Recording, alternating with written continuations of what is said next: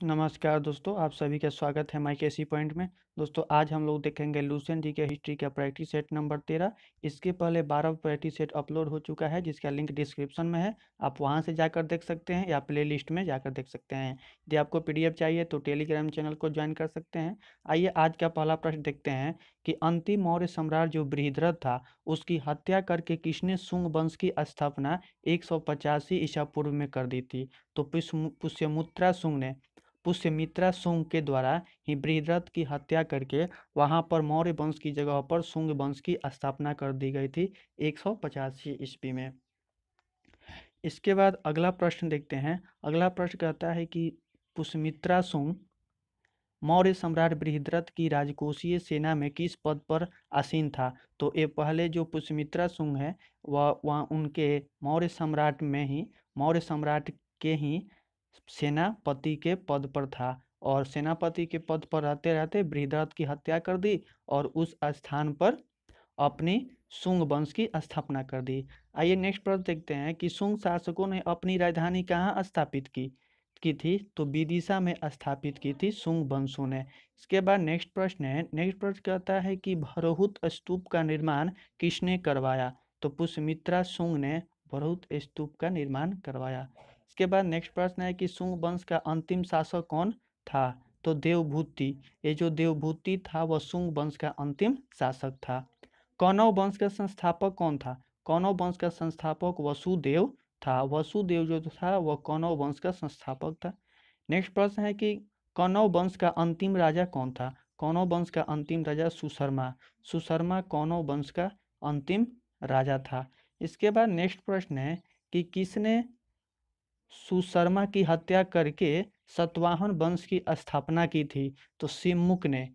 यह सिमुक जो था इसने सुशर्मा की हत्या करके उस स्थान पर सतवाहन वंश की स्थापना कर दी। इसके बाद नेक्स्ट प्रश्न है, सातवाहनों ने पहले भारतीय अधिकारियों के रूप में काम किया था? सबसे पहले स्थानीय अधिकारियों के रूप में काम किया था मौर्यों के अधीन। मौर्यों के अधीन ये सातवाहनों ने पहले स्थानीय अधिकारियों के रूप में काम किया। नेक्स्ट प्रश्न है कि सातवाहनों की राजकीय भाषा एवं लिपि क्या थी?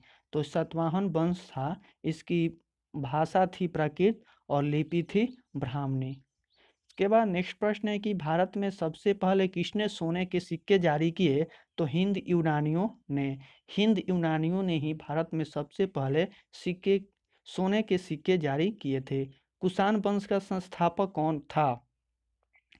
कुजुल कडफिसेस। कुजुल कडफिसेस जो था यही कुषाण वंश का संस्थापक था।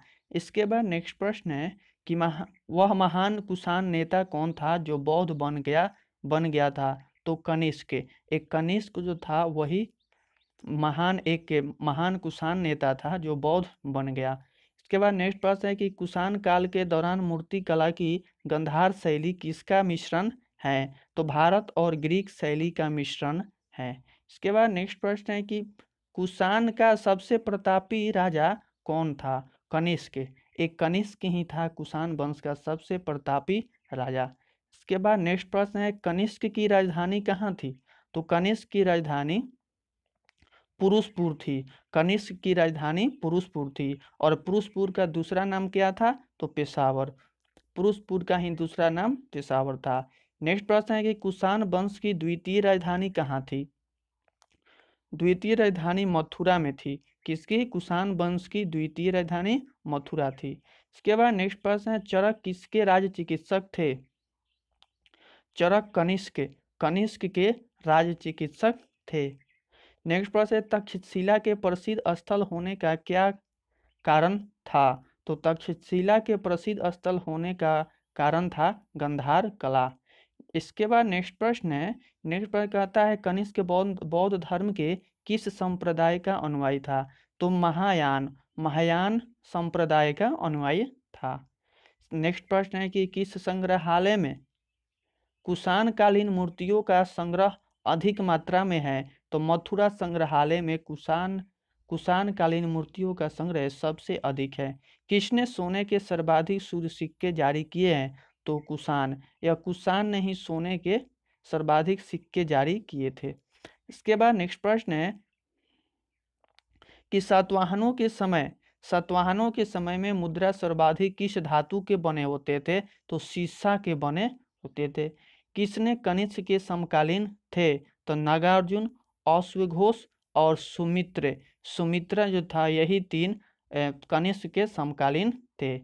इसके बाद नेक्स्ट प्रश्न है कि किस वंश के शासकों ने ब्राह्मणों एवं बौद्ध भिक्षुओं को कर मुक्त भूमि या गांव देने की प्रथा आरंभ कर दी थी? तो सातवाहन वंश के द्वारा ही ब्राह्मणों एवं भिक्षुओं को कर मुक्त भूमि देते थे, दान में दिया करते थे।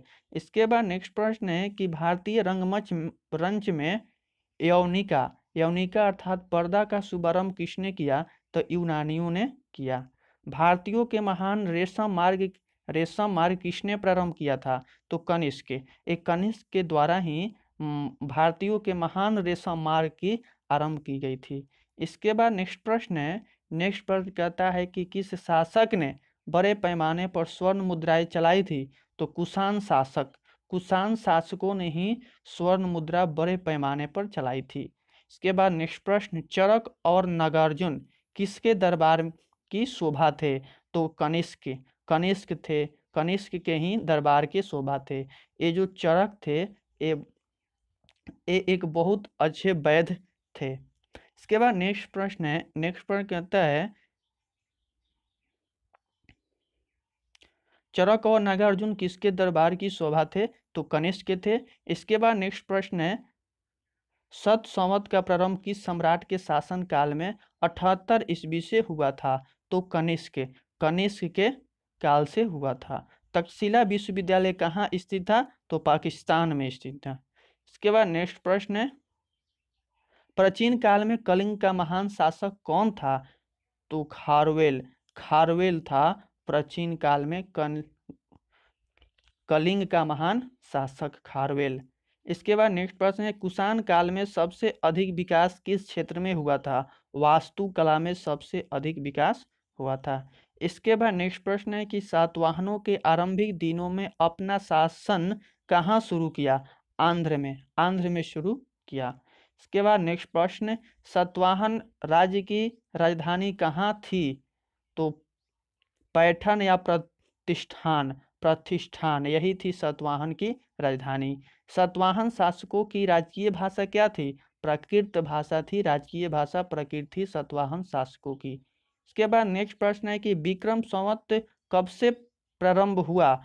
तो 58 ईसा पूर्व से प्रारंभ हुआ।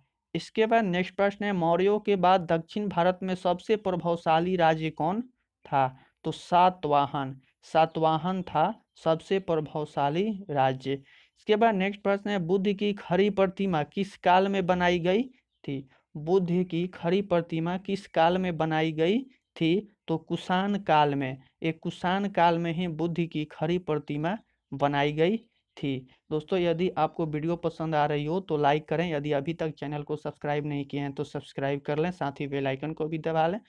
आज के लिए इतना ही, मिलते हैं अगले वीडियो में।